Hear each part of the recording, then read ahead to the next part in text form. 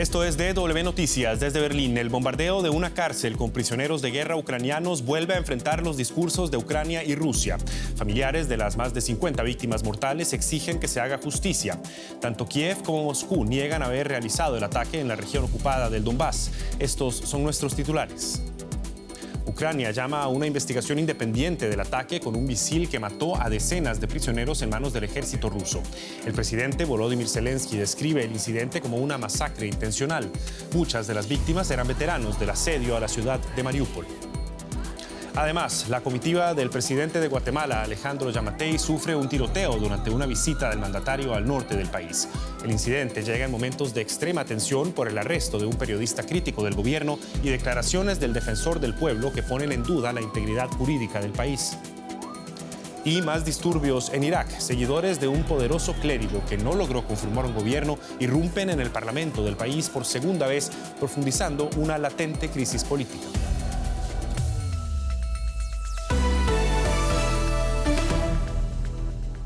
Los saluda Javier Arguedas. Gracias por estar con nosotros. El presidente de Ucrania, Volodymyr Zelensky, ordenó este sábado la evacuación obligatoria de la región de Donetsk, en el este del país. Esto solo días después del bombardeo contra un campo de prisioneros de guerra en esa zona del país, en el que murieron 50 soldados ucranianos. Kiev asegura que la artillería rusa atacó intencionalmente esta prisión para ocultar así los maltratos que daban a los soldados reclusos. Los familiares de las víctimas organizaron una protesta en la capital ucraniana de Kiev. Muchos de los muertos eran miembros del batallón de Azov, una división que ganó notoriedad por su defensa de la ciudad de Mariupol, operación que duró meses. El gobierno ucraniano exige que la Cruz Roja y la ONU investiguen lo ocurrido. Por su parte, Moscú asegura que el ataque fue perpetrado por fuerzas ucranianas. Y les advertimos que las imágenes del próximo reportaje pueden herir su sensibilidad. Ruinas de metal, rastros de sangre y cuerpos carbonizados. Las imágenes de esta cárcel de prisioneros de guerra en Olenivka desataron las protestas en toda Ucrania. Todavía se desconoce lo que pasó exactamente aquí. Las autoridades ucranianas culpan a Rusia de haber atacado la prisión para borrar las pruebas de tortura y asesinato. Los hombres retenidos aquí eran miembros del batallón Azov y otras unidades ucranianas que fueron capturados mientras defendían la ciudad portuaria de Mariupol. El ataque también dejó decenas de heridos. Muchos siguen en estado crítico. La ambulancia trajo a 7 prisioneros de guerra, soldados del ejército ucraniano heridos en diferentes partes del cuerpo. Todos los pacientes recibieron tratamiento médico. Ahora están en la unidad de cuidados intensivos. Rusia asevera que Ucrania llevó a cabo el ataque con cohetes de precisión suministrados por Estados Unidos. Anoche el régimen de Kiev cometió a propósito otra provocación sangrienta. Un centro de detención preventiva donde se encuentran prisioneros de guerra ucranianos, incluidos combatientes del batallón Azov, fue alcanzado por misiles lanzados desde un sistema HIMARS estadounidense. El presidente de Ucrania instó a la comunidad internacional a endurecer su postura ante Rusia. Debe haber una clara declaración de Rusia como Estado patrocinador del terrorismo. Hago un llamamiento a Estados Unidos. Necesitamos una solución y la necesitamos ahora. Rusia ha demostrado con numerosos atentados que es la mayor fuente de terrorismo en el mundo actual. Es un hecho. También exhortó a las Naciones Unidas y a la Cruz Roja a investigar estas muertes, aunque parece poco probable que expertos independientes puedan acceder al lugar de los hechos. Y todo esto mientras Rusia está reduciendo su suministro de gas a los países de la Unión Europea, desatando preocupación entre los gobiernos del bloque. Las autoridades ya han diseñado planes de emergencia que podrían incluso llegar al racionamiento de combustibles. Para prevenirlo, ayuntamientos de ciudades y comunas están reduciendo desde ya la cantidad de energía que consumen. Berlín se sume en la oscuridad. Las luces de los monumentos más emblemáticos de la capital alemana se apagan. Es parte de un esfuerzo nacional para ahorrar toda la energía posible de cara al invierno. Cuando se teme que el gas que calienta la mitad de los hogares alemanes pueda agotarse. El ahorro energético se ha vuelto muy importante para Alemania y toda Europa, debido a la guerra en Ucrania y a la amenaza de que Rusia corte el suministro. Las instituciones públicas deben predicar con el ejemplo. En Berlín lo hacemos apagando la iluminación de 200 edificios. Rusia ha recortado el gas que envía a Alemania a través de su gasoducto Nord Stream 1 a una quinta parte de su capacidad. Berlín teme que Moscú pueda cerrar el grifo en represalia por las sanciones europeas. El gobierno ha hecho un llamamiento a la ciudadanía para que ahorre energía. Muchas ciudades han hecho caso al ruego. Augsburgo se suma al gran apagón. Las luces de sus edificios históricos se apagarán. La mayoría de sus fuentes no tendrán agua y sus piscinas serán 1 grado más frías. Los residentes creen que es una forma sencilla de ser parte de la solución. Creo que es una buena idea. Tenemos que resolver juntos la crisis energética. Todo el mundo tiene que poner de su parte. Cuando se trata de algo como la iluminación de los edificios públicos, es fácil. Ante la amenaza de un frío invierno, los alemanes apuran al máximo las cálidas noches de verano. Sin la luz de las farolas, lo hacen bailando bajo la luz de la luna.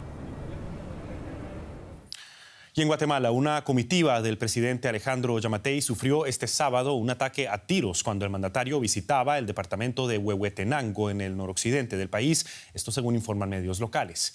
En la delegación se reportan varios heridos, pero el presidente se encuentra a salvo. No está claro si Yamatei se encontraba con la comitiva. El incidente ocurre en un momento particularmente difícil para Guatemala. Las acusaciones de corrupción contra el gobierno y de violaciones sistemáticas a los derechos humanos y a las libertades civiles generan el rechazo de la comunidad internacional y de los propios guatemaltecos. El procurador de Derechos Humanos denunció justamente este sábado un deterioro democrático en el país tras el arresto de un conocido periodista. Un amplio despliegue de policía que bien podría ser parte de un enorme operativo de seguridad en Ciudad de Guatemala. Pero no, la policía detuvo en su residencia al periodista José Rubén Zamora, fundador de El Periódico, medio que ha sacado a la luz la corrupción en el gobierno del presidente Alejandro Yamatei. Pues allanaron la casa, estuvieron en la casa unas 4 o 5 horas, solo se veían el celular de mi mujer. No tengo idea de qué se trata. El Ministerio Público acusa a Zamora de chantaje, tráfico de influencias y lavado de dinero y afirma que su detención se da como empresario, no como periodista. El viernes por la tarde se produjo el allanamiento de las oficinas del diario, que desde su fundación en 1996 ha destapado innumerables casos de corrupción en Guatemala. El periódico acusa al Poder Judicial de cumplir sus amenazas de coacción al diario. Para el procurador de Derechos Humanos, Jordán Rodas, las libertades civiles en el país están seriamente amenazadas. Bueno, estamos ante un régimen autoritario, ¿no? Tenemos una mascarada de democracia, pero muy frágil, muy frágil. Son síntomas de que situación si estamos tocando fondo, pero están tirando mucho la cuerda. Piensa que la población aguanta, pero en un momento dado se puede reventar esa cuerda. Guatemala es como una olla de presión. Por su parte, el sábado, el periodista guatemalteco se declaró en huelga de hambre en protesta por su detención y reiteró que teme por su vida. Un amplio grupo de periodistas guatemaltecos también protestaron frente a los tribunales de la capital contra la detención de Zamora y el accionar de la fiscal general Consuelo Porras. En junio pasado, la Comisión Interamericana de Derechos Humanos añadió a Guatemala a su lista de países donde observa graves violaciones a los derechos humanos. Al menos 13 fiscales de justicia han tenido que huir de su país debido a las persecuciones que enfrentan. Una crisis política en Irak está intensificándose conforme continúan las protestas que se han extendido ya durante semanas. Miles de seguidores del poderoso clérigo Moqtada al-Sadr ocuparon el Parlamento por segunda vez en una semana. Su descontento se debe a que los rivales de al-Sadr, apoyados por el vecino Irán, están intentando formar un gobierno en el país sin ese líder.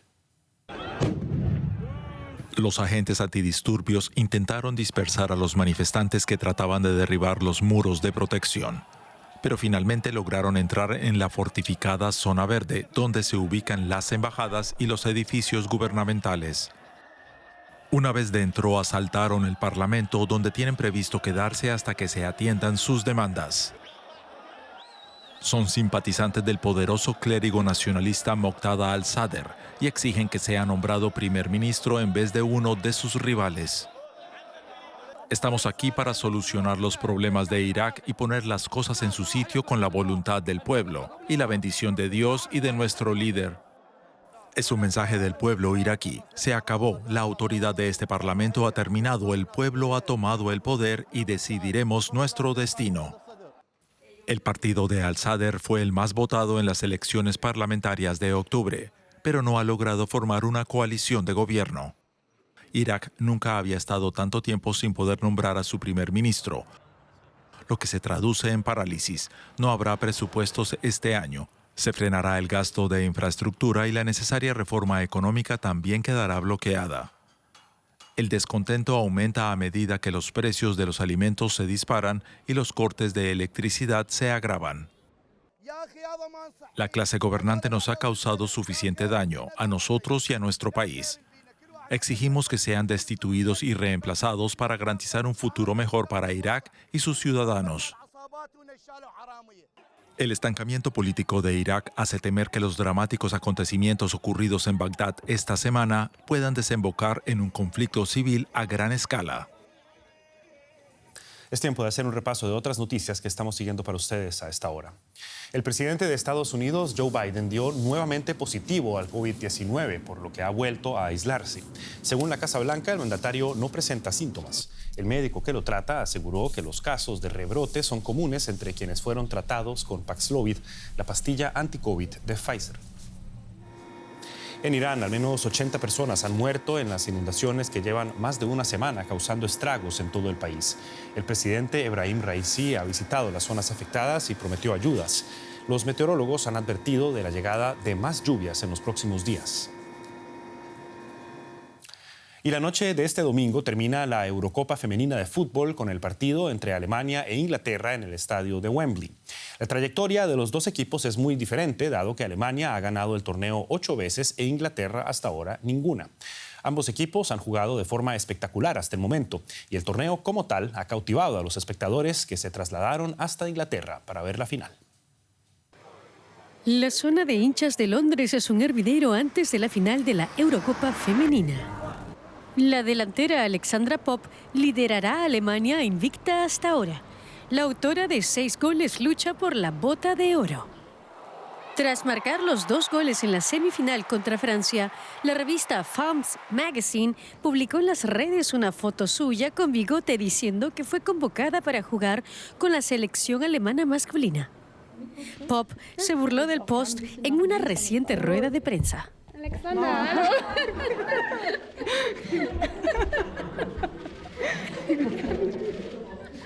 Alexandra, ¿de qué eres? Hallo. Para Inglaterra no es un asunto de risa. La nación no ha ganado un título importante desde el Mundial de 1966.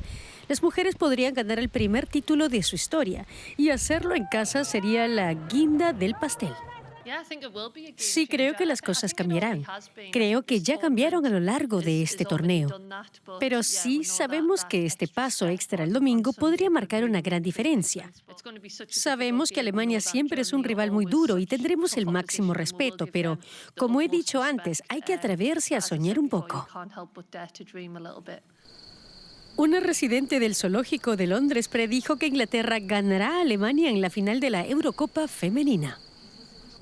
A veces incluso me parece bien que gran parte del público esté en contra nuestra, porque nos motiva.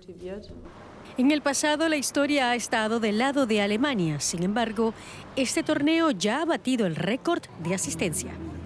Se espera que unos 87,000 espectadores asistan a la final en el estadio Wembley. Y con esto ponemos punto final a esta presente edición de DW Noticias. Muchas gracias por habernos acompañado. Recuerden que pueden mantenerse al tanto de la actualidad en nuestro sitio en internet dw.com y seguirnos en nuestras redes sociales. Yo soy Javier Arguedas, en nombre de todo el equipo de profesionales de toda América Latina que trabaja para ustedes este sábado aquí en Berlín. Hasta la próxima. Que la pasen bien.